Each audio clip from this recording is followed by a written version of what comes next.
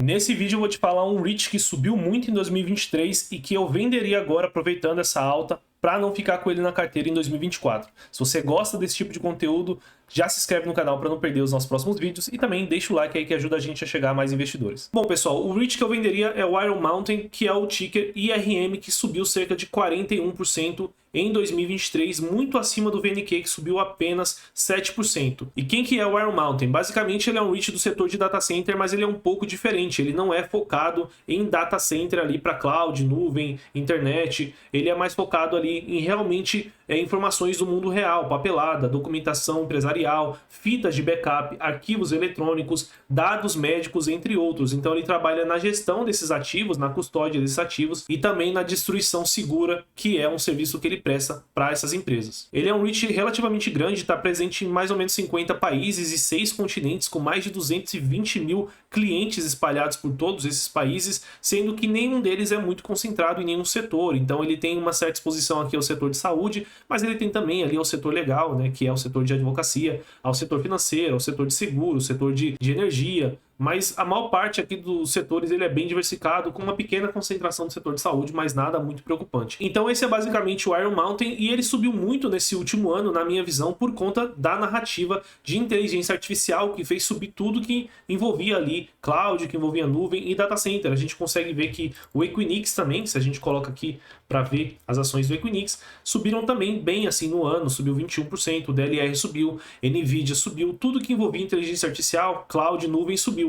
Só que como a gente vai conseguir ver, eu vou mostrar aqui para vocês, somente uma parte pequena do resultado do Iron Mountain vem efetivamente ali de data center. Então, de todo o EBITDA consolidado aqui de 500 milhões no terceiro trimestre de 2023, somente 53 milhões vem da parte de data center, que é a parte mais parecida ali com o Equinix, que realmente está ligada a essa demanda maior de inteligência artificial, de aumento no poder de computação e tudo isso que a gente vê de demandas positivas ali na Nvidia, AMD e etc. Então, na minha visão, há uma concepção muito errada, ele subiu muito nesse hype que veio e que acabou subindo ali, fez subir todos os outros ativos. Um outro ponto que me incomoda um pouco nesse REIT é justamente a alavancagem dele. Quando a gente pega aqui a expectativa, o guidance deles para o EBITDA desse ano ajustado é de cerca de 2 bilhões de dólares. Quando a gente pega aqui a dívida líquida do REIT, chega a 11,5 bilhões de dólares. Se a gente faz uma simples divisão aqui, para a gente ter uma ideia de alavancagem desse REIT, ele chega a ter uma alavancagem de próxima de 6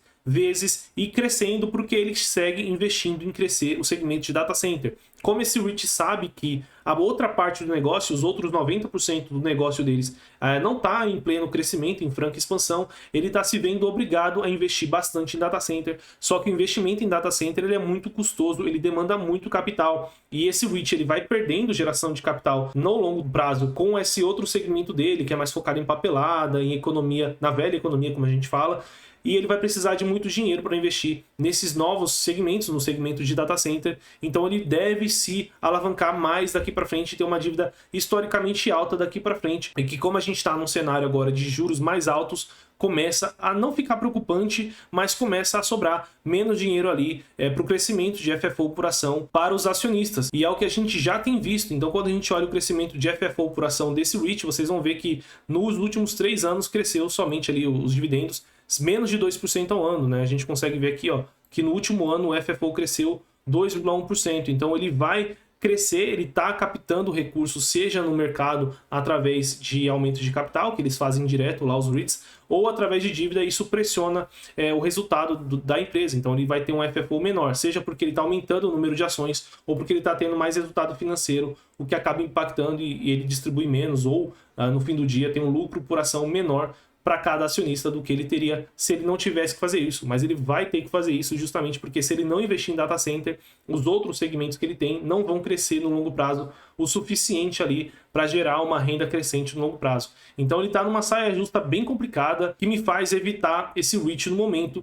E se ele tivesse pelo menos barato, mas não é o que a gente vê aqui, né? A gente consegue ver que ele está com preço sobre o FFO de 18 vezes, sendo que a média nos últimos 5 anos foi de quase 14, de 13 vezes. E ele está ali dentro da média do setor. E é um setor caro, o setor de data center é um setor caro, o Equinix ele é caro, o DLR também é caro, a gente consegue ver aqui, o DLR subiu aqui cerca de 30% no ano, e o DLR subiu menos do que o Iron Mountain, sendo que o DLR sim é focado totalmente em data center, diferente do Iron Mountain, o que me leva a crer que realmente essa alta do Iron Mountain no ano não faz sentido. Então, recapitulando, basicamente são 3 motivos. O primeiro é que ele subiu nessa aumento de demanda, de expectativa com o setor de data center, sendo que ele não é 100% de data center, inclusive é só 10% do resultado operacional, então na minha visão não era para ele ter subido tanto. O segundo motivo é que a relação de dívida deles vai piorar no médio e longo prazo, justamente porque ele vai ter que investir em data center, ao mesmo tempo que ele não vai gerar tanto caixa assim nos outros segmentos de negócio para suportar esse investimento, então ele vai ter que se endividar ou vai ter que emitir ações, o que vai diluir bastante os acionistas.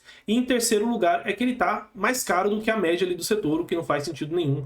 Afinal de contas, ele não faz parte do setor de data center, ele tem muita expectativa já no preço, inclusive está no momento ali em máximas históricas. Então eu, se tivesse ali no meu portfólio, eu venderia hoje o Iron Mountain, mas lembrando, pessoal, que eu estou falando isso com base em informações que a gente tem na data de hoje, dia 1 de janeiro, e isso pode mudar. E se você quiser ter acesso às nossas recomendações e informações atualizadas, é só se tornar um assinante Pro nesse QR Code que está aqui do lado, ou no primeiro link da descrição desse vídeo. Bom, eu vou ficando por aqui, bons investimentos e até o próximo vídeo.